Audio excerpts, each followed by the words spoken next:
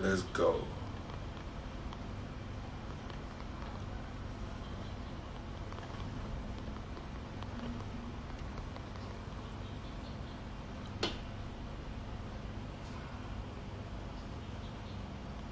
Pin.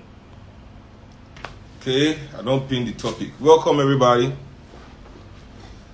Now, welcome everybody, my people, to this next, finally, this edition, this part 2 of our colonialism in Africa. Part 2, the colonial order. Today's topic now is double-edged, black competition and the colonial order. Black competition and the... my spiritual son is in the house. Woli Arole is in the house, everybody. That's my spiritual son. I'm very proud of him. I'm very, very proud of him. He's using the power of the ancestors. He's using it righteously. He's using it to show a lot of sheep the way. Yes, I'm very happy with him. Yes, thank you everybody for joining. You know, let's get to it. You see, first of all, the reason why this thing has taken too long, because I just needed time. I needed a break. I don't do any social media. I was just trying to do my thing. I just need to recalibrate, reassess, re-energize, re-strategize. You know, but now I'm back. And then many of them, they complain. You said you are going to do it in the morning. You said you are going to do it in the morning. Man, motherfuckers, it's morning somewhere now. It's morning somewhere. In New York, it's morning now. Somewhere in the world is morning right now. Don't be constrained by this time, this fake time of man. This time, be constrained only by sacred time, spiritual time. Sacred time is the only time. The cyclical time, symbolic time. Not this around time we follow up and down. You see, the thing about time, this time is mad. It's Marine Barney that woke me up to the meaning of this kind of time. This time is oppressive. This time we follow is a time of oppression. It's an oppression. Is a form of oppression. The way they are explaining time to us, you know, is a form of oppression. We all know that time is cyclical. Time is cyclical. That's what they say. What goes around comes around. Even Oyibo people say history always repeats itself. History repeats itself. But we know time is a cycle. Why are they now teaching us time in a linear way? You know, you take time by nothing. Time is straight line. Past, present, future. In the way that that future is always scary. Everybody is afraid. That's why everybody is working, hoarding money. You don't know what will happen tomorrow. My future. We are living a life that they now use time as a means of oppression. So time now thinking of this future has now become something that is scaring you from surviving in your present. Listen, understanding time is not easy. I don't want to use today to explain that one. Let's not go into that because we'll be here for 1 hour. Let's move. Let's move from that. So today's topic, you know, black competition and the colonial order. And before we really delve into it, I want to touch on something that is very, very important to me right now. You know, and that thing is our doctors' strike. You know, the doctors' strike in Nigeria today, they show me the real color of the people that are ruling this country.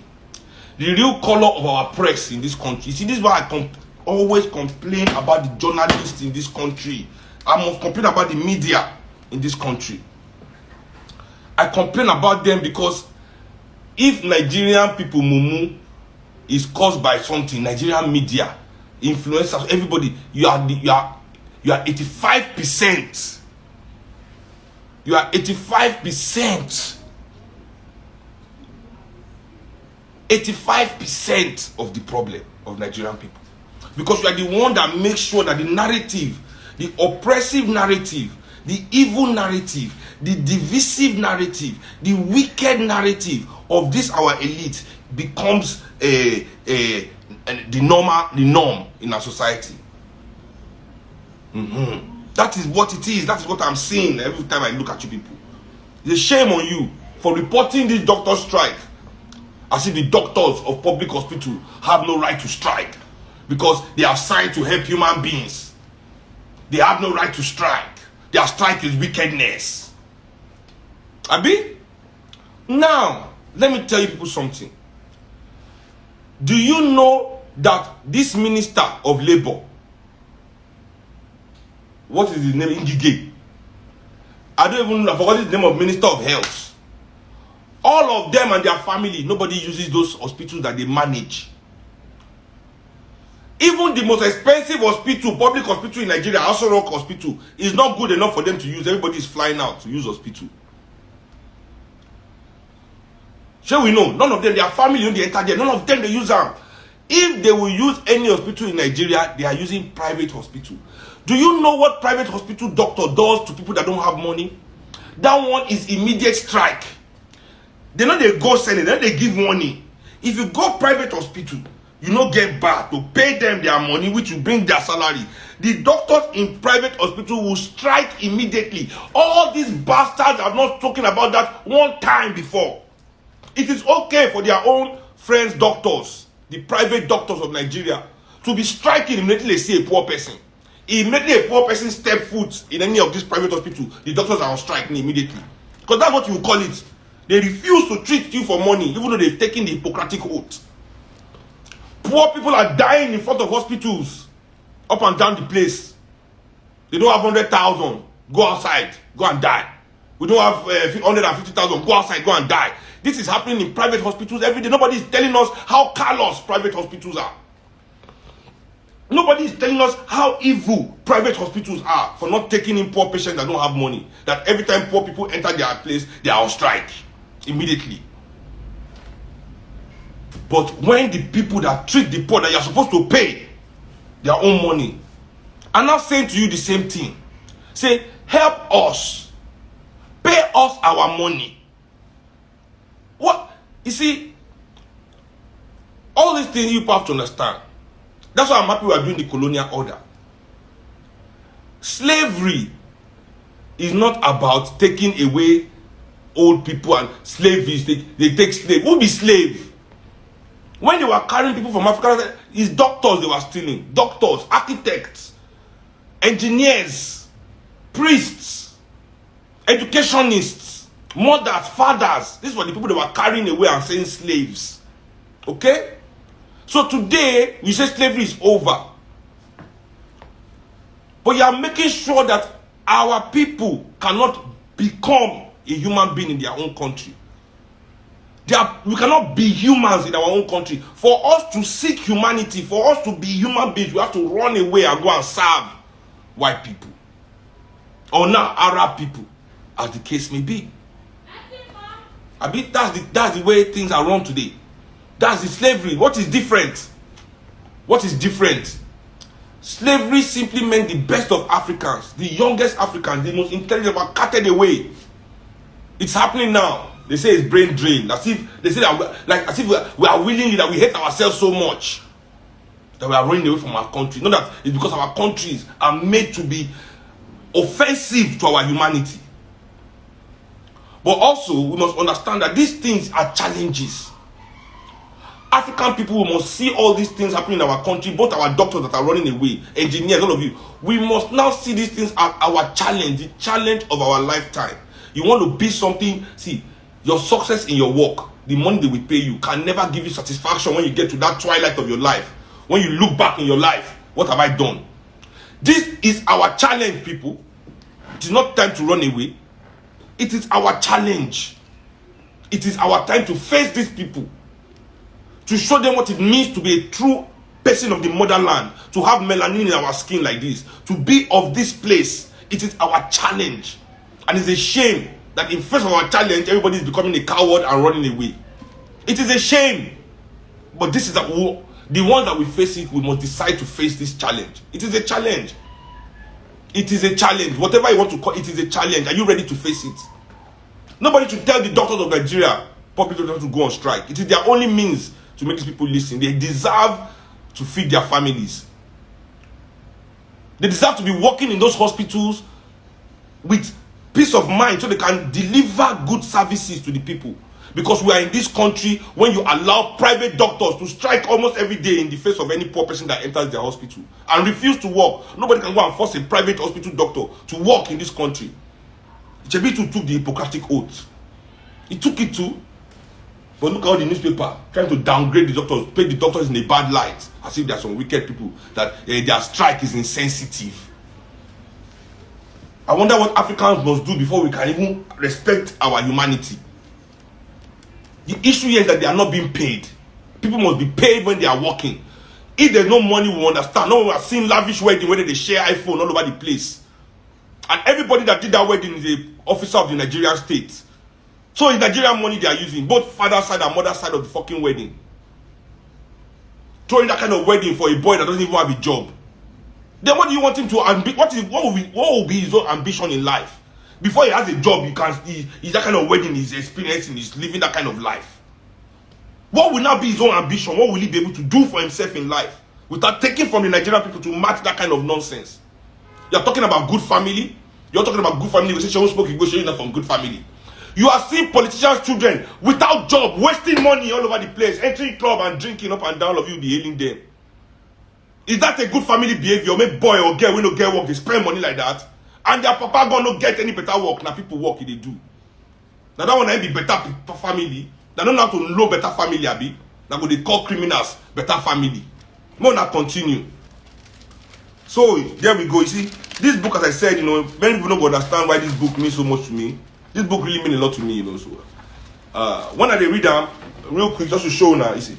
Now since I marked the pages, this book, when I read them, there's nothing. Every page was eye-opening, was decolonizing, was destroying decades of indoctrination. Igbo people are fucking amazing. We have to give it up for our Eastern brothers and sisters. Chiwenzu, Chino Achebe. Igbo people, when they are right, they are fucking right. But the problem is when they are wrong too, they are fucking wrong. Oh, Jesus. But big ups to the man there. And finally also I finally found him through someone that I know that is very close. I've been looking for him for like 4 years. Finally found this man. He's a recluse, I think.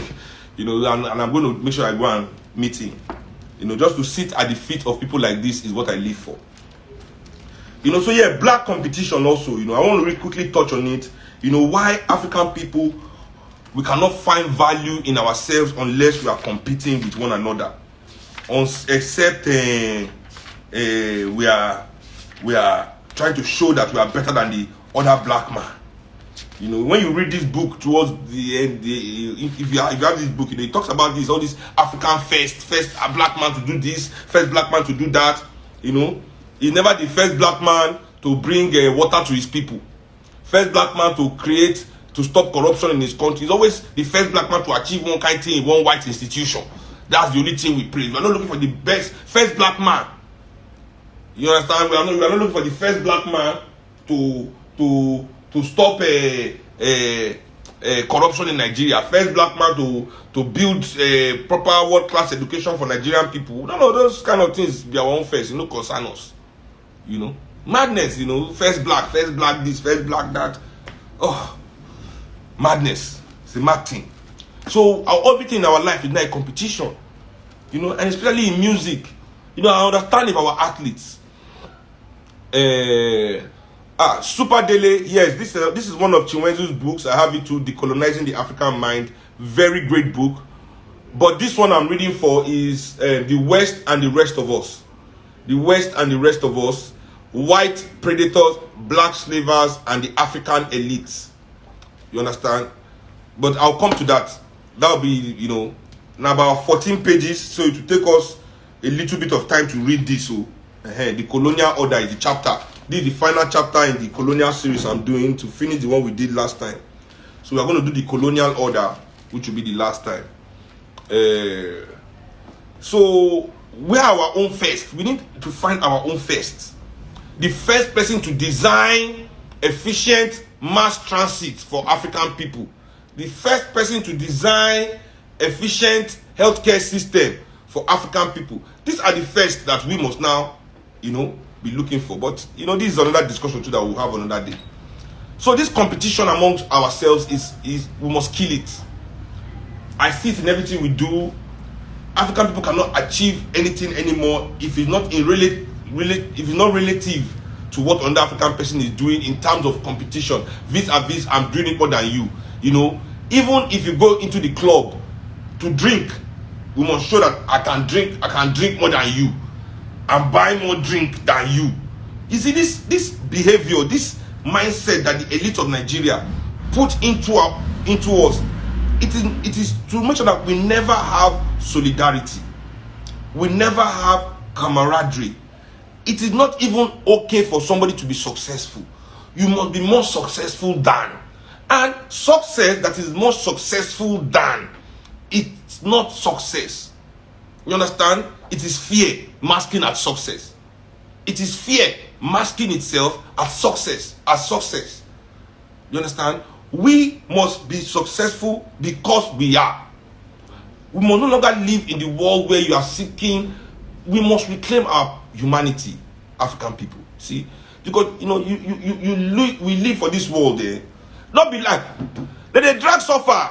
Is land you get sense. I dey suffer. I suffer past you. You don't chop this one before. You don't chop Paco and this one before. I dey suffer. That one to the apple is land. You are very correct. Everything in competition, my brothers and sisters. Even in our classrooms, where we should raise ideas, where we should make our children cooperate with one another, share ideas. We put them in competition. We'll be giving them first place, second place, third place, all those kind of things. In real life, man, parents will begin to judge their children by that first place, second place that they give them in the school. You come home, your children, they say,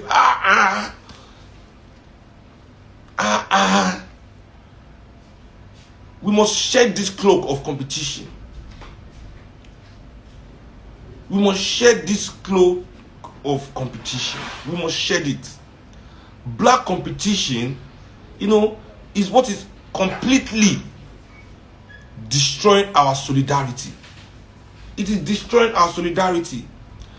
Married with the narrative of our media that's coming down from the elites.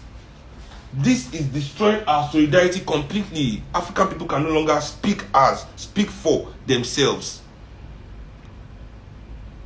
We are always speaking for some kind of, you know, this our abstract image of ourselves that we're trying to portray. That we're trying to portray to the world. It makes no sense. Go on social media, everybody try to show what they have, the biggest thing, my God, come on.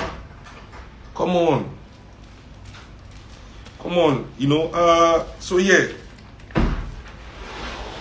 They have killed, is that true? Did they kill Shore's brother today?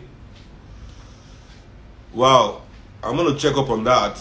That's sad for Presio. I will have to give him a call later and check it out. But your black competition, it is not good. We watch our actors, our actresses on TV, and this one is better than this one. This one is better than this one. Today, they asked me in an interview I was doing, who is my favorite Nigerian artist? I like everybody. Everybody is good, you know. Why must I have a favorite? And if I have a favorite, why do you want me to share it with people I don't even know? Why do you want me to project that to the world? You know? Why are you trying to make me use my own influence, and which is part of my choice? Because once I project my choice to the world, anybody that likes me, that I have influence over, they will immediately say, oh, this, if Seun likes this guy, he must be good, he must be. No, we're done with this shit. I like everybody. Everybody is great. Everybody is doing a good job. That's the answer to give, you know. Why should we have favorites and all of that shit? You know, and why, if we have, why are we portraying it? Why are we showing it to the? It's like going to take vaccine and trying to, because you took vaccine, you are trying to tell everybody to take vaccine. No, it's your health. Health is a personal issue. Personal issue. Like, you will not show me your medical records. Exactly. So why are you showing me that you took vaccine? You know, just keep it to yourself. If you want to take the vaccine, take it. If you don't want to take it, good for you. Don't take it. This aspect of everybody trying to use their influence, trying to push everybody, this is crazy. But, you know, let me not digress too much. You know. Let me not digress too much. So, our competition now, part of it where they make us fail. You know, where they make us fail in many easy things we're supposed to do. You know, and I don't want to talk too much on that because this page for this thing we won't read long, very long. But it's important that we address our competition, this unhealthy black competition that exists in everything that we do. You know, we see the first person to do this, blah blah blah blah, the first person to do that. I mean, come on, man. We're way past this shit. We need to move ahead from that. Me, man, let me not lie, you. I'm sharing it today because it's something that I thought about recently. Me, man, before, you know, hey, Obama, first president of America, first black man to be president, Colin Powell, first black man to be Secretary of Defense. But go and look at what they did, and also, even minus that, I mean, anyway, so I just remember that when are we going to start looking for greatness in our own institutions and trying to build things and put things around our own self instead of going to look for all these first in other people's institutions, you know, and all those kind of things. First Nigeria to be employed in Harvard, in Yale. I mean, what's the meaning of that? First Nigeria to be, what's the meaning of that? He's employed in Yale. What about our own universities here? Don't we need that brain to work here and give us good education too? Because it's only politicians' children in Nigeria that can go to that Yale. It's only the rich people in Nigeria children that can go to that Harvard and that guy has gone to. So all the other people will be Nigerian like we not go access that brain. I don't understand, you know. So we need to end that because now they catch us for the job. Because instead of us to see this first as our own loss, say, we are losing great things. They are making it seem as if we are winning. You understand? Because it's a competition now. So we make it seem as if the people are winning when we are actually losing. You understand? Because you are thinking it's a competition. You know? So anyway, let's move on. So to the colonial order. I am reading from Chiwenzu's The West and the Rest of Us as part of this educational series I'm holding on my special program, Bird's Eye View on Instagram. And as everybody knows, everybody's telling me to monetize my show. I don't charge people. There's no way for you to give me money, say if you wanted to. You know, this is service. This is service. So let's go. The colonial order. It is chapter 4 of the book. I read chapter 3. How Africa was the colonial conquest of Africa. Chapter 3. Now so after they conquered Africa, now the order, how they ran it. And I think people remember, I said, I want us to read these 2 chapters, to see these 2 things, to see if there's any difference in our situation back then and what is going on now. In case you did not catch the first part, it is the last BEV I've done before now. So just go to my IGTV, you see this thing that you can get it. Yes, this everybody just putting the price of the book, $350. I have one that is 800 safe. This is the money of one Dom Perignon in the club that you people go and drink. That's why you don't see me in club. All my money of Dom Perignon and Moek and Chandon, I've used it to buy book finish. My library is very, very expensive, I tell you. You know, but you have to give up some things for some things. You know? So let's go. So this for us to see, you know, because we must understand what has come before. So that at least we can recognize it if we see it again. And understand, because since that happened, we have seen the course it has taken. So we will know how much we have to resist or accept it. You know, it's important, right? So let's go.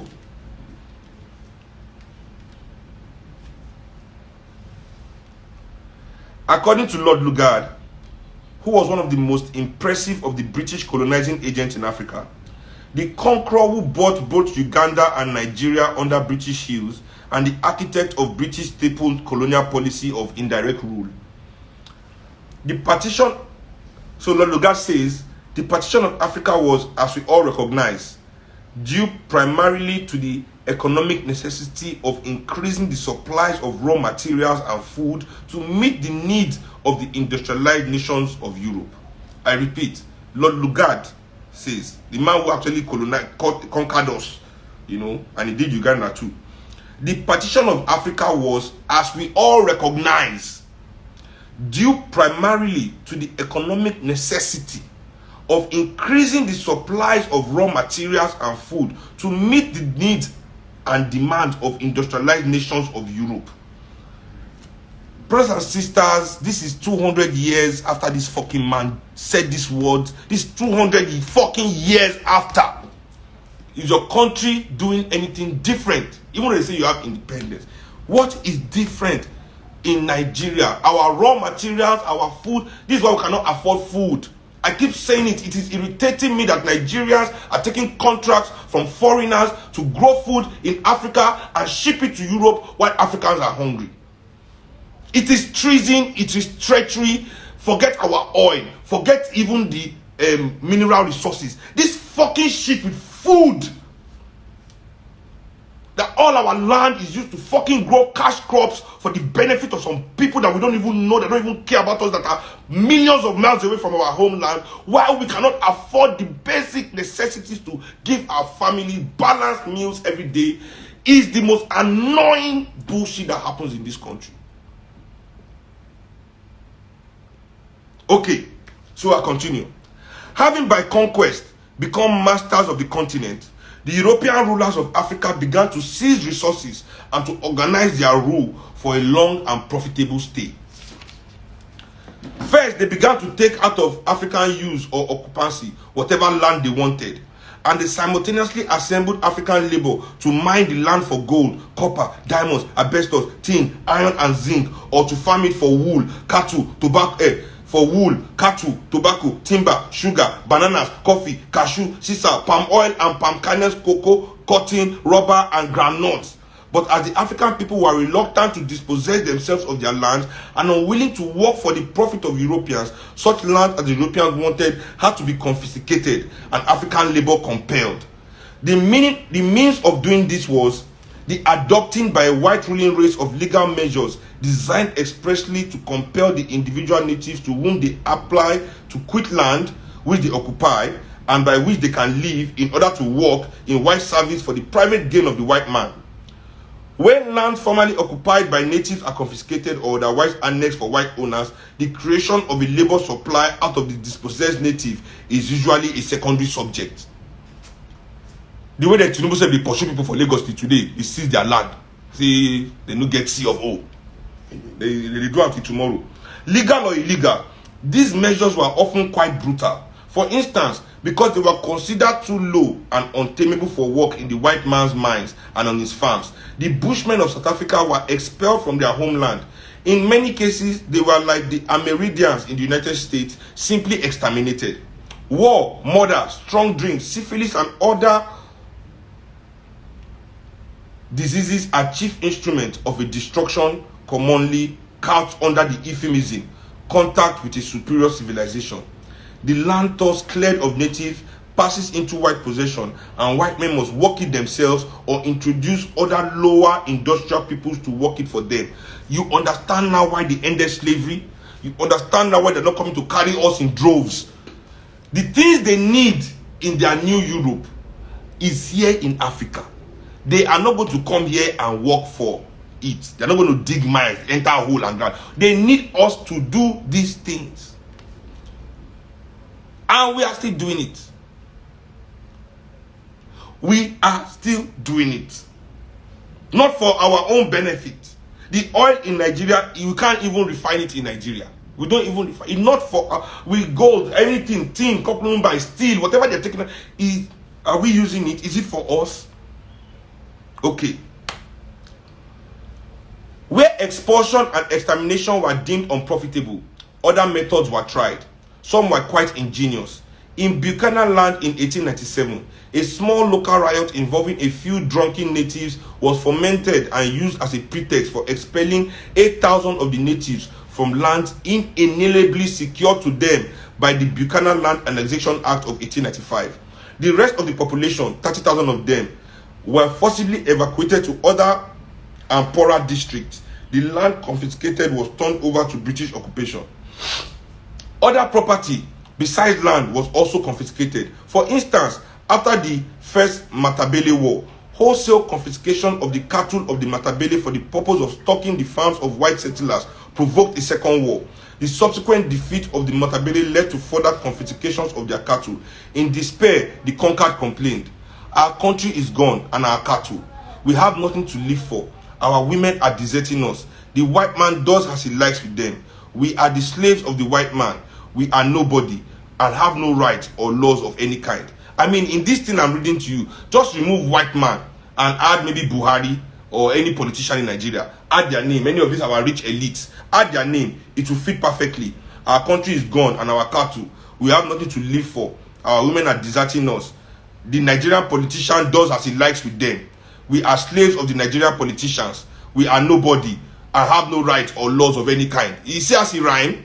You see as he just move together? I mean, together without any removing. But there was none to give them redress. To compel labor from Africans, legal coercion was widely used. In Sierra Leone, a high and burdensome hot tax was imposed.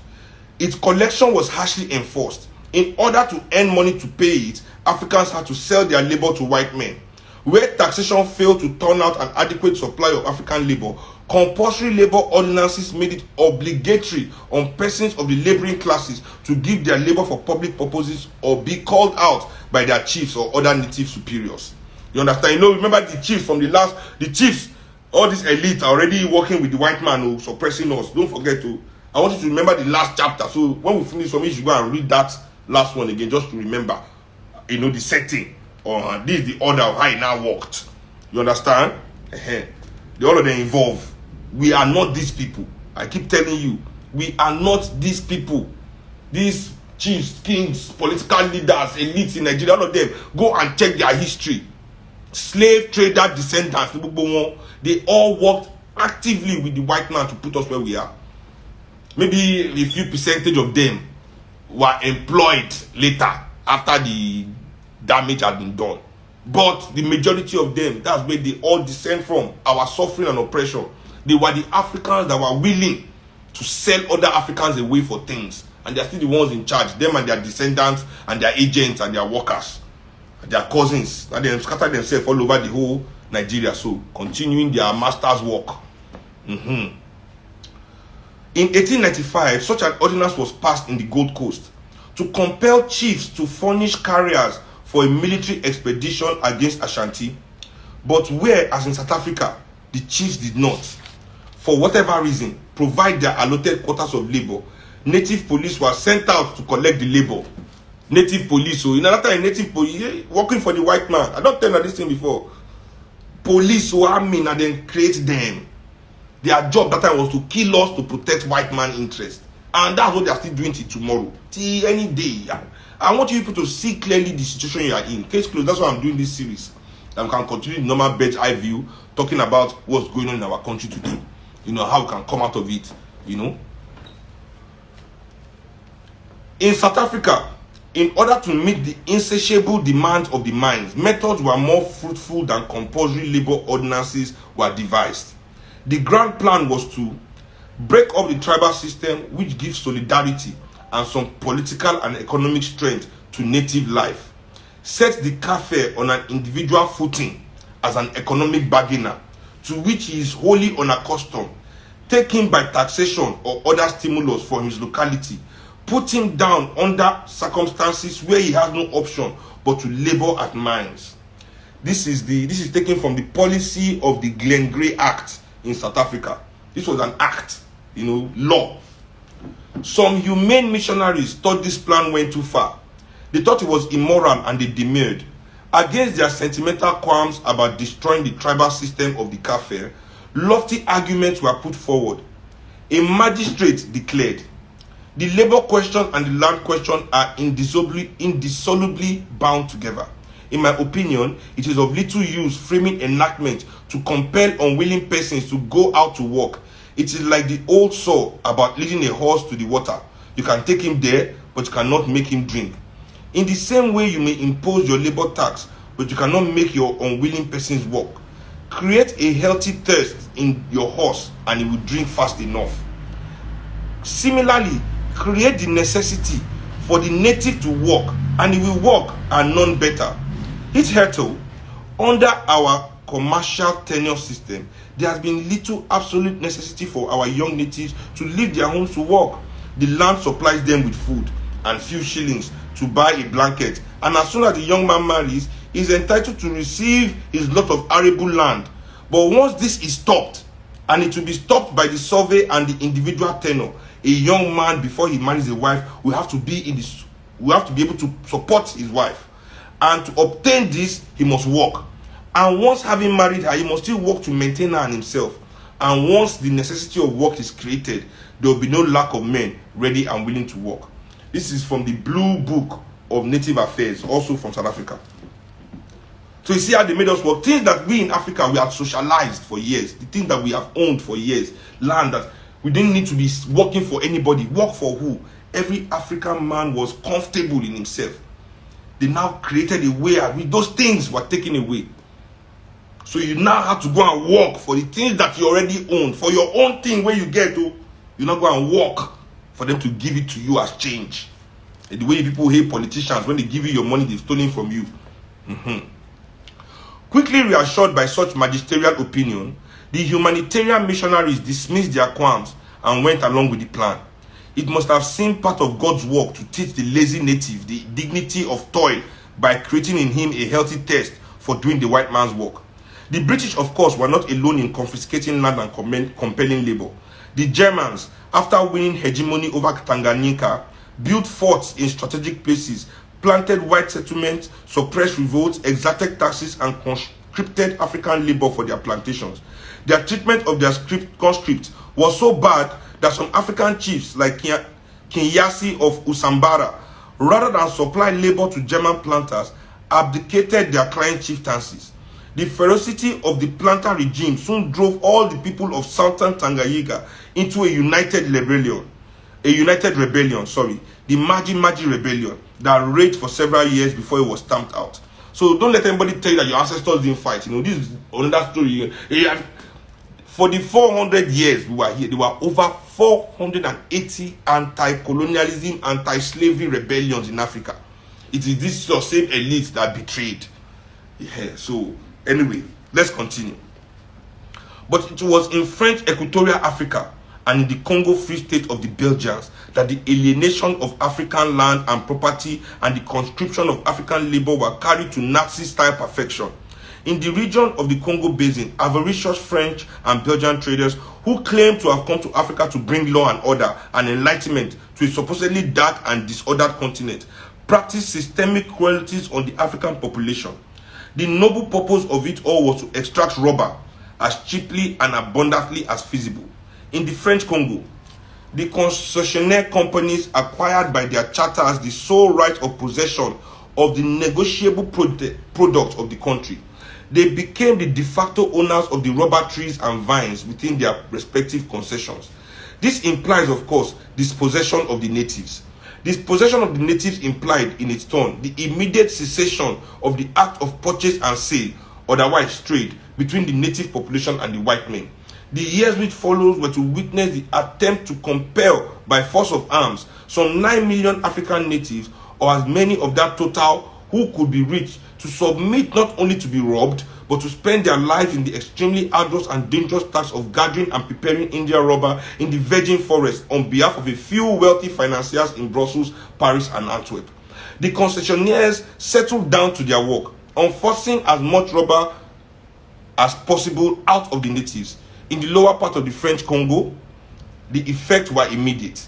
Here, the French population had been traders with white men for decades.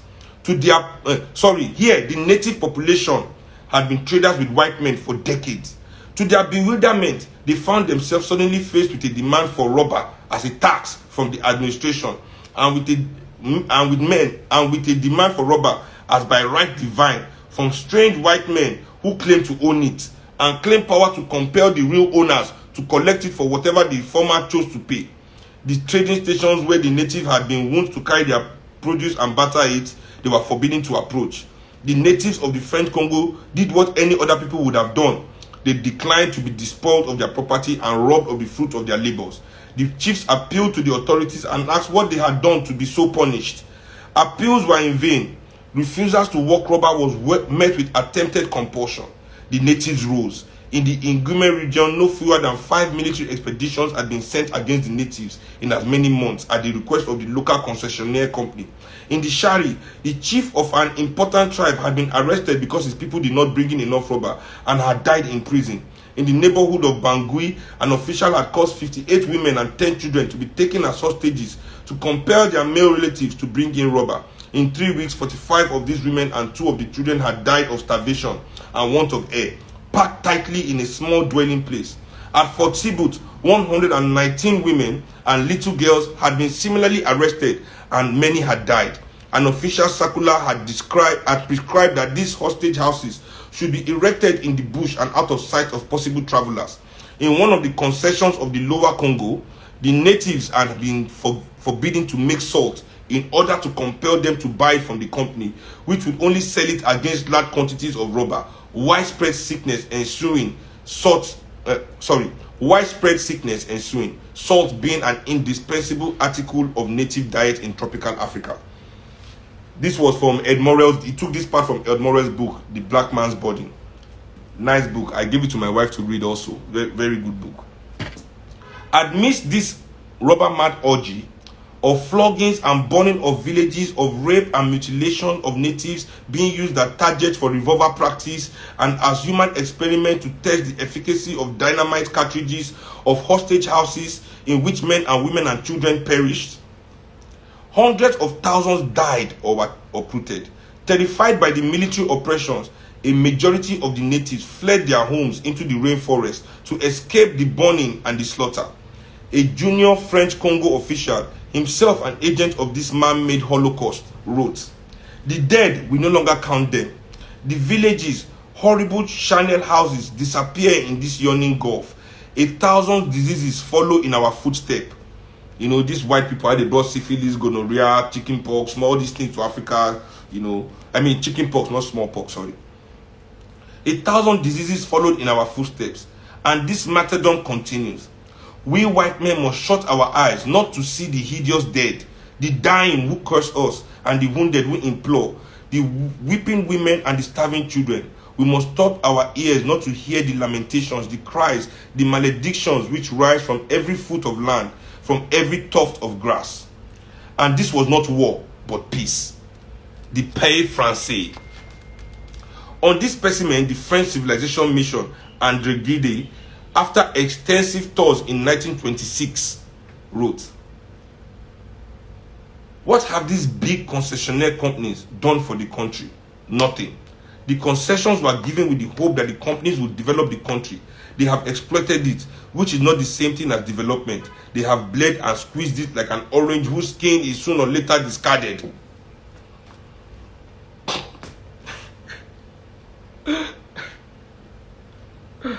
No, for me, I think it is crazy. It is crazy that I am actually reading this chapter with all of you, because it is madness. You know, it is madness. It is madness that we see the colonial order and we still see it in our eyes every day. We still see it in our face every day, you know. And at some point, we as motherland people, we need to find our way to change this order. I mean, it's about time. This is our mission. This is our mission. This is our mission, you know. Anyway, let's go. Despotism was their policy. It was applied everywhere with varying degrees. I'm skipping a lot of the examples, because if you read the examples are a lot. I can't be, you know, this kind of thing, different regions, how they did in Congo, how they killed in. Yeah, we know. Yes, so let me just continue to the main topic. Despotism was their policy. It was applied everywhere with varying degrees of thoroughness. But almost everywhere, because of the small supply of European manpower and because of a desire to hold imperial expenses down to a minimum, it was found imperative to temper the Rhodes Principle and transfer to loyal Africans as much of the burden of running the empires as was compatible with European dominance. I repeat, but almost everywhere, because of the small supply of European manpower and because of a desire to hold imperial expenses down to a minimum, it was found imperative to temper the Rhodes Principle. Go back to the last chapter that we did together. Remember what the Rhodes Principle is? Just take it and use them, and kill them.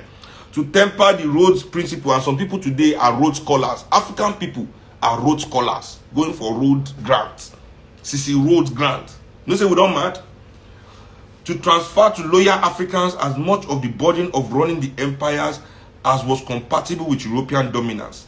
Shifting some of the administrative burdens of empire to reliable Africans not only lowered the financial and manpower cost of empire.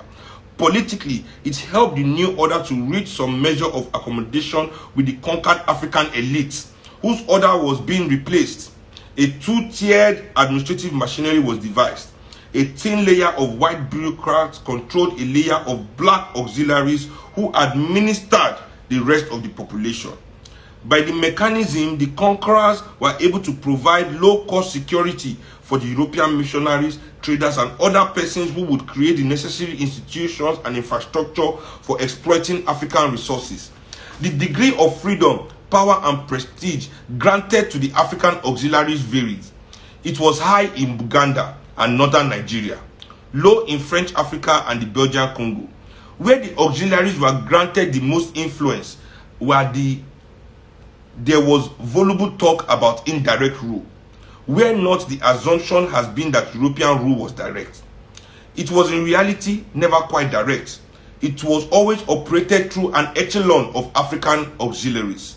In French Africa, a chief was a mere functionary appointed to administer for the French and administrative units, in contrast with an emir in Nigeria who ruled for the British. A French African chief had no right to take any part of the taxes he collected. Officially, he had a salary, and if he kept part of the taxes he collected, that was technically illegal, though normally overlooked unless the French wanted a pretext for ousting him. He had no courts, no police, no prisons of his own, and often as not, he came under the jurisdiction of the indignant, the summary administrative justice under which all Africans are subject, barred from citizenship, groaned and at times revolted. The prefect or commandant was loudly and swaggeringly the French African chief's boss. In a way, British political agents, residents, and district officers were not encouraged to demonstrate to the Africans they supervised. The effective power in a colony was the governor. The administration he headed made local decisions under broad guidelines framed by the imperial government in Europe. Though his administration was quite open to pressure from white settlers, missionaries, and traders, it was at best paternalistic to the African population and was usually unresponsive to their needs. As part of their accommodation with the traditional elites they had subdued, the British allowed them some purely advisory representation on the governor's legislative council. The rest of the African population had no voice there. Consigned to a subservient existence outside the guided proconsular court, the population was bound and trust with a variety of unfreedom. In Leopold Congo Free State, all African had lost his right to his land. His trade was made illegal and destroyed. He was turned into a slave. In French Africa, he lost all freedom of expression. By rules of the indignant, he could be imprisoned without trial for even a whispered criticism of the conquerors. In British West Africa, though he might criticize, he could not advocate a restoration of African sovereignty. The penalty for such talk was imprisonment. There was often no press at all. If there was one, it was either sponsored by the administration or intimidated into docility with libel and sedition laws. Without political representation, without freedom of expression, the only avenues left when the colonized Africans could hear his grievances were violent or illegal. Railway strikes occurred in Sierra Leone in 1919 and 1926. From 1937 to 1938, cocoa growers in the Gold Coast refused to sell their produce to European exporters when the latter ganged up and forced prices well below world market prices. When women rioted in Aba, Nigeria, against taxation and British methods of indirect rule, 50 were killed and many others were injured.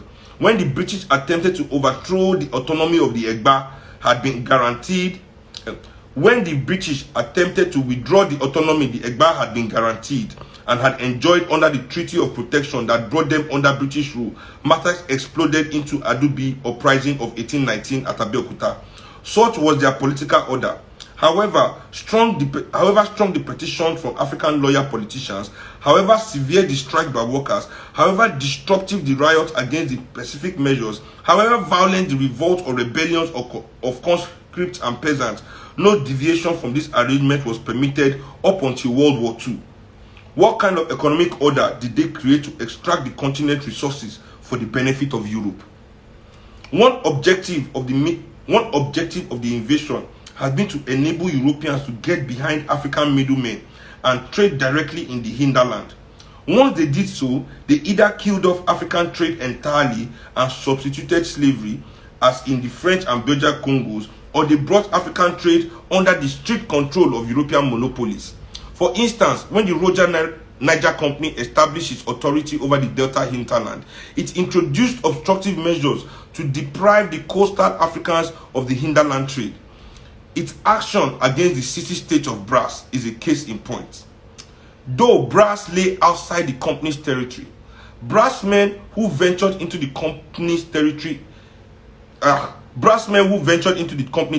areas. Sorry, there's a comma here disturbing me. Brass men who ventured into the company territory, areas they had traditionally traded in, were required to pay £50 a year for a trading license, another £10 a year for each market they traded in, another £100 a year if they traded in spirits, the very basis of their traditional trade, and a miscellaneous assortment of other company duties. But the company went beyond such restraining terms to try to starve Brass of trade in its own port by requiring that all commodities traded in its territory pass through the company's port in Akassa. It is not surprising, therefore, that Brass reacted to such strangulation of its trade by raiding Akassa and destroying the company's stores in 1895. Of course, with such a fine pretext, British consular forces lost little time in attacking Brass and capturing its capital. The conquerors, in their economic offensive, squeezed out the African middlemen, whose wholesale operations declined. They were maneuvered out and constrained to be retailers of imports or produce buying agents of European companies, who fixed prices stiffly against the African profits declined. The few European traders who sought fair trade opportunities and who attempted to help African economic resistance by supplying capital to them were ostracized by their own kind. At Onitsha, at the beginning of the 20th century, one Englishman, John Murray Stuart Young, attempted to protect African traders from the economic aggression launched by monopolistic European companies who wanted to exclude Africans from every level of trade. His effort to organize the African traders in Onitsha and to mobilize capital to enable them to compete with the Europeans earned him the gratitude of the African trading community of Onitsha. The European companies, in retaliation, contrived towards Young's economic ruin. But the elimination of African middlemen was not the only measure taken to create the colonial economic order. European penetration to the market of the interior also dislocated the trade patterns of the hinterland. For example, for over 1,000 years, West African gold, ivory, and kola nuts had gone north from the forest belt, and together with leather, ostrich feathers, handicrafts, and slaves from the savannah belt had crossed the Sahara in great caravans from such centers as Kano, Gao, Kukawa, Timbuktu, and Walata. Desert socks, silks, paper, and assorted European goods had come back with the caravans and had been distributed along the trade routes down to the coast. One of the grievances of the European invaders had been that African hinterland still looked across the desert for its trade. They felt Europe should have that trade. With conquest, they took control of it. Entrepôts were established on the coast to fetch the cotton, groundnut, tin, gold, iron, copper, rubber, and palm produce of the interior to their warehouses on the coast. Waterways were used at first, then railways and feeder roads were constructed. With this coastward shift of the export trade, the caravan trade declined. Rendered irrelevant to the new direction of flow of African resources, Africa's transcontinental trade routes disappeared, for internal trade followed the path of easier communication and organized itself around European economic and communications grid. In other areas of economic activity, European demands began to dictate patterns of development. Old iron, tin, copper, and gold mines were expanded. New ones opened. Europeans wanted coffee, cocoa, rubber, and banana in prodigious quantities. New plantations rose to supply them.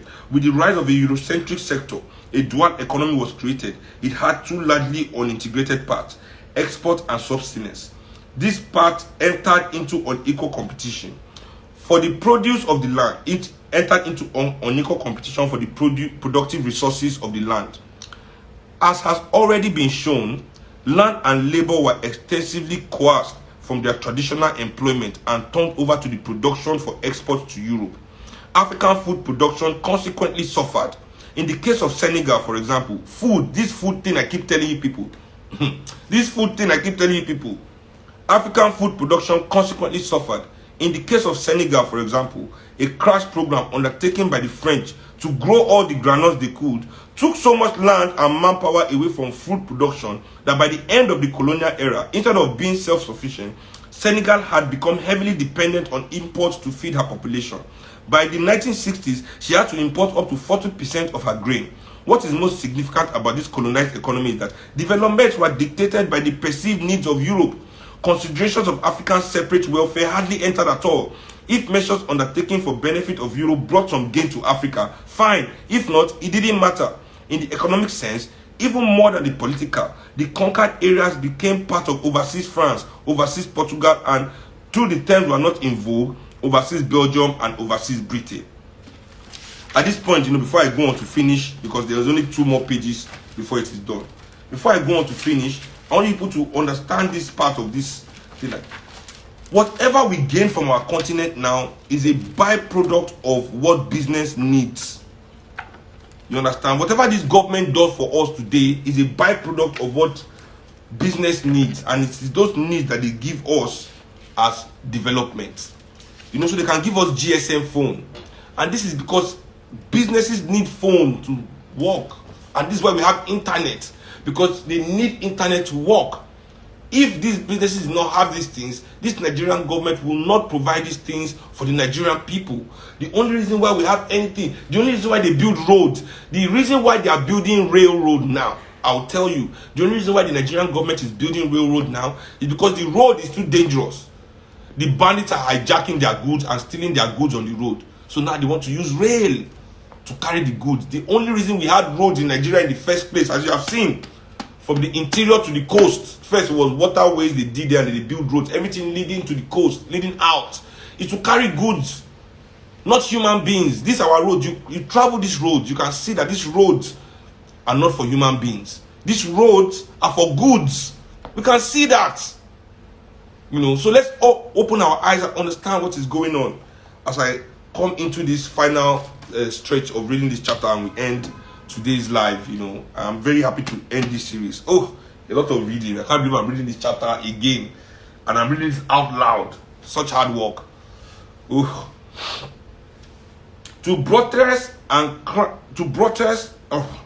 Under this general arrangement, there was a European monopoly of profit and resource.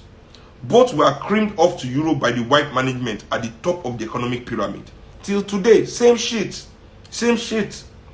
Such was the colonial economy, an appendage economy of Europe, an economy whose productivity was geared to the requirements of foreign trade, an economy designed to bleed the continent and neglect African needs. That's why every government you hear in Nigeria will be telling you about foreign investment.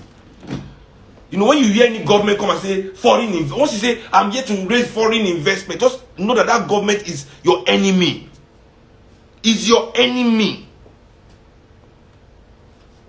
Foreign investment. What happened to local growth, local development? Everybody, foreign investment. Because they are too lazy to build their own. Too lazy. That's it. Too lazy. And they don't have the love of Africans. They are not their parents from the time of their great-grandparents that they've been betraying Africans and selling us away. It is that mindset. They are ashamed. Tell them to be ashamed. We are traitors, and change their way. They will be justifying it to their descendants that is Africans that are animals. They will be justifying their behavior, teaching that so they build. So just know, you go open your eye.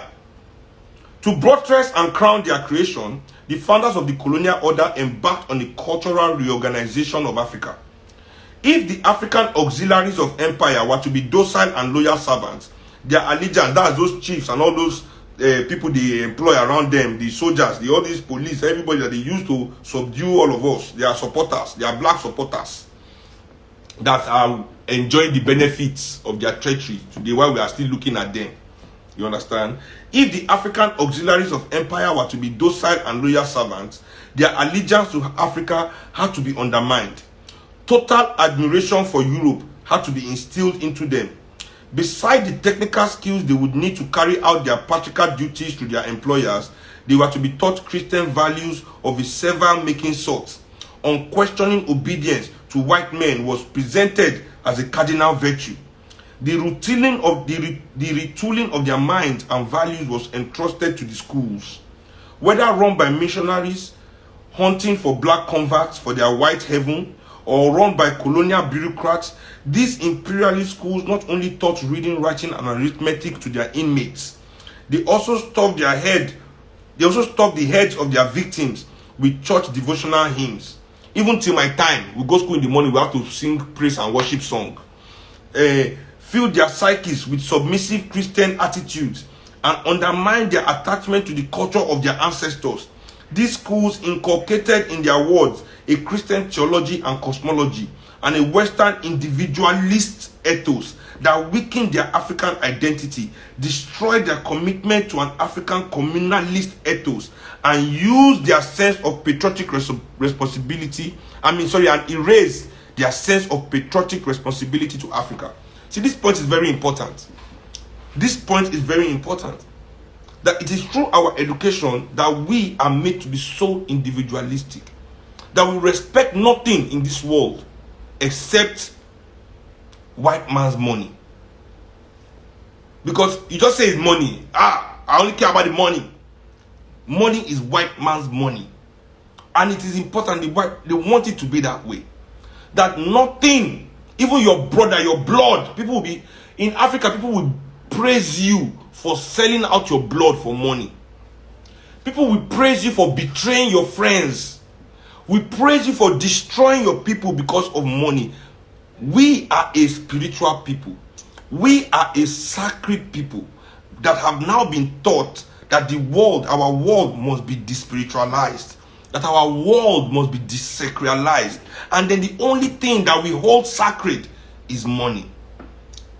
You understand that this is a weakness. It is. That's why I'm reading this. So, I just have to get through it. If you are ready to decolonize, get on the decolonizing. But if you're not, keep it going. Good for you. Wind on other folks' tales, schooled in the anthologies of Judeo-Christian law, fed a truncated history of Africa according to which there had been nothing before the European arrival, save perhaps primitive savagery. That's why they always teach us about Mary Slessor. Always, every day.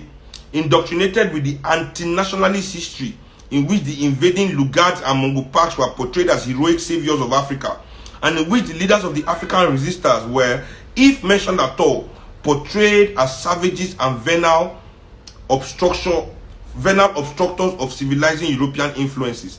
Let me repeat that, sorry. In which the leaders of the African resistance were, if mentioned at all, portrayed as savages and venal obstructors of civilizing European influences, and taught to venerate the heroes of European history, Napoleon, Prince Henry the Navigator of Portugal, Elizabeth the Pirate Queen of England. The minds processed by the colonial schools were left in gaping ignorance of their separate past. Where they were given a glimpse of their separate past, they were taught to hold it in embarrassed and even hostile contempt. They were made to feel that their history, their worthwhile history at any rate, began with their induction into the Western orbit of affairs.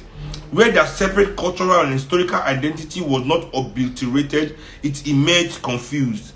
Their loyalties were consequently transferred from their genetic communities to those of their conquerors. After their indoctrination, some came to view themselves as black Englishmen, or black Frenchmen, or black Portuguese. Thus, the colonial schools manufacture meek, grateful, and loyally submissive Africans, in many of whom every desire for that cultural and political sovereignty their ancestors had fought to keep had been abolished.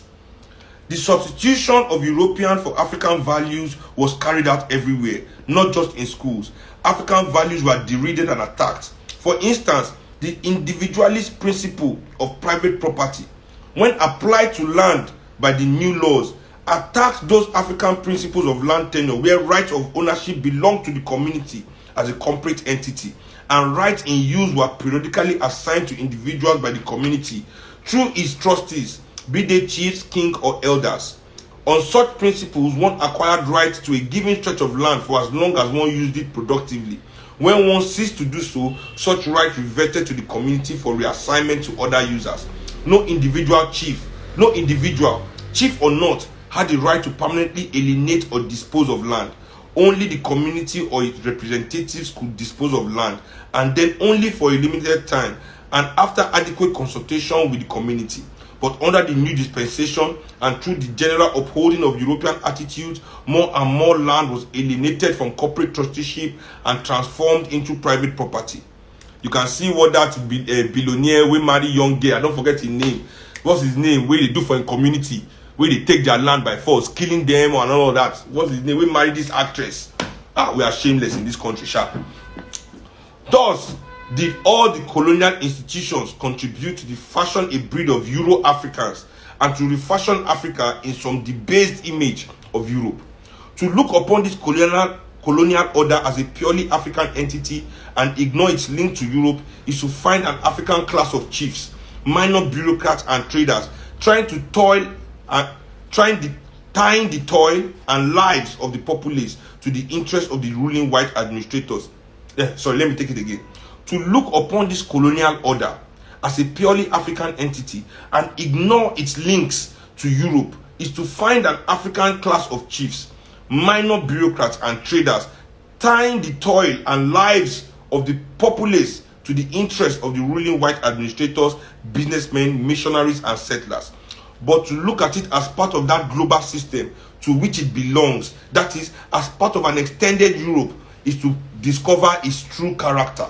I repeat, but to look upon it as part of that global system to which it belongs, that is, as part of an extended Europe, is to discover its true character. Visible is a white colonial administration protecting white businessmen, missionaries and settlers who link the toiling Africans to the service of the European ruling classes. And what are the tendons, visible and invisible, which bind the appendage society to Europe?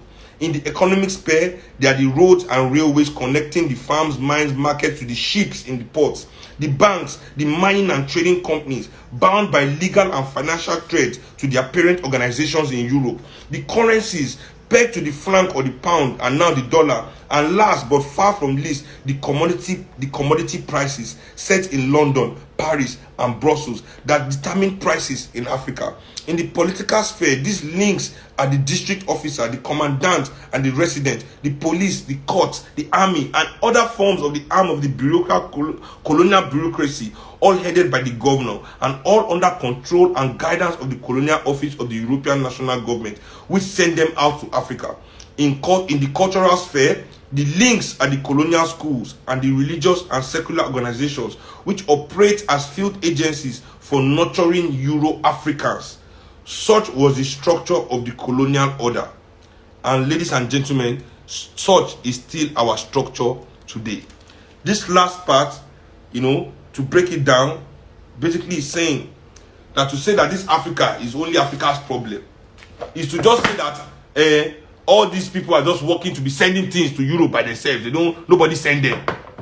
But we know that people send them to take this gold, to take our land, to all these their companies. You see, when you see a bank in Nigeria, when you see a bank in Nigeria, you think the bank is a Nigerian bank. That bank is not a Nigerian bank. That bank is a European institution. It's tied to the IMF, it's tied to Citibank, it's tied to all the banks in Europe and America. In fact, the Europeans own large shares of all the banks in Nigeria. Tell them to declare their shareholders. When Access Bank was buying Diamond Bank, the Carlyle Group, which was one of their biggest shareholders, wrote a letter against this that they were not consulted. That's how I found out that Carlyle Group, you should investigate Carlyle Group. They are the Bush family, Saudi Arabia family, all these evil people. They own that racist company that is selling arms, killing people all over the world. They control our money here in Nigeria through our banks. So when you see that you go to Europe, black people in Europe and America will tell you that they cannot get money from the bank. Bank don't give them loan because all the banks are black owned and white owned. Come to Africa where our banks are black owned. We still can't get no fucking loan. And when they even give you loan, it's 30% interest rate. 25 to 30% interest rate. How is that a loan? How is that a loan? You know? So, you know, I mean, we can go on and on about this. On and on about it, but we must at least be clear that we can see the reflection of the colonial order in the order that is still existing today. Meaning that those pillars that oppress us, those pillars that dehumanize us still exist and is still being managed by the same black faces that they put in charge of it in the colonial order. You understand? So now the governor is no longer white. The governor is black. Yes, but this is making sure that the things that need to go to England from Africa are going to England from Africa to the detriment of African people. Now, I don't care if we are sending our surplus to them. I don't care if we are sending our excess to them. But we are in need. We are in want. And then to finally finish the program today, somebody sent me a DM. How would I put it? In response to me comparing Dangote's 2 billion to one Oyibo 2 billion. So basically, they said I was wrong in my analysis, that because the refinery that person bought was that amount because the refinery was old. They said the refinery was old, that's why it was 2 billion. They said refinery in a car. They think refinery is Benz, that old Benz is more expensive than old Benz. In fact, some old Benz are more expensive than new Benz if it's well maintained. Refinery is refinery. You can do 167 barrels or 670 barrels just like that. It's the same shit. It's a refinery. It's not a latest car. Who do you think you're talking to, you people? Wake up from you. You're not coming. Don't be sending me nonsense. It's because it's old. But he's still doing the work that Dangote's own is doing. 670 barrels every day. Still as Dangote. But it's old. Is Dangote not ashamed? You shouldn't have built a new one that will do more. You are doing the same thing that a 100-year-old refinery is doing in America. You are making noise and you are coming to me with that in my DM. Don't let me start slapping you people. I've gone to invent e-slap. There is now e-slap, electronic slap. There is now electronic slap for all you idiots that come to my DM to try and be supporting your master with nonsense arguments. Don't bring that rubbish. That's why somebody asked me a stupid question on TV that might say, Seun, your career is over. And me too, I gave him stupid answer. How can my career be over? I just bought 35 million naira car. They say me I'm supporting elitism. Then me I'm buying things. Why would I've made something before I buy something? Tell your masters of industry to also, that's what they're having them. They have to make. Tell your masters of industry, they have to make. Not just be buying. We want them to make.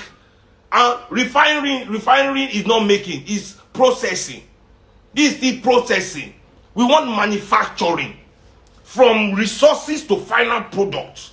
We don't want processing plants. We are tired of processing plants. We want manufacturing industries. For us, we want our Ajaokuta steel mill to start working. So that we can start building things with steel that will last long in this country. Create jobs for people. They bring in your useless. Let me slap you.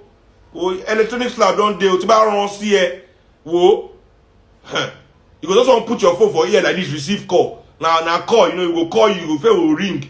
But you go carry on. You go not say that the ancestors we don't load the slap for the car. You go put that for your ear like this, eh? Hey, yeah. You go be like thunder. You know? So, thank you, everybody. You know, we as Malawian people, as we do like this show, we have to understand that it is our life, it is our humanity that has been humanized, that has been monetized. It's our humanity and our lives that is being monetized by these treacherous people. You understand? That they create hunger in their own land and applaud themselves that they are making business. You understand? Because I don't know who the fuck they think they are. That they take things that belong to everybody, monetize it, and think that that money is for only them. You understand? So that was the colonial order. And this is what I'm telling you. So we are not different. And how Africa was, the last one, the part one, shows us that we are ripe again. Look at what is going on in Europe and America. Global warming, everything. If they say, okay, their land is no longer inhabitable, they want to come back to Africa. What can we do to stop them? They will come back, and this is what they will repeat again. They will take everything from everybody. Nobody can do anything. So thank you, everybody, for joining the live. And I'm happy that I've been able to fulfill this, my promise to everybody. Follow us at MOP Center. MOP Center. That's MOPCENTRE.